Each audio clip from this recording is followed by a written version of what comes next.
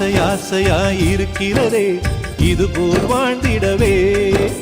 பாச பூமழை பொழிகிறதே இதயங்கள் நனைந்திடவே. நம்மை காணுகிற கண்கள் நம்மோடு சேர கெஞ்சும்.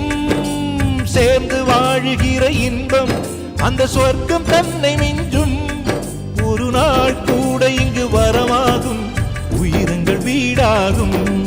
சுகமாய் என்றும் இங்கு விளையாடும் நிரந்தர ஆனந்தம்.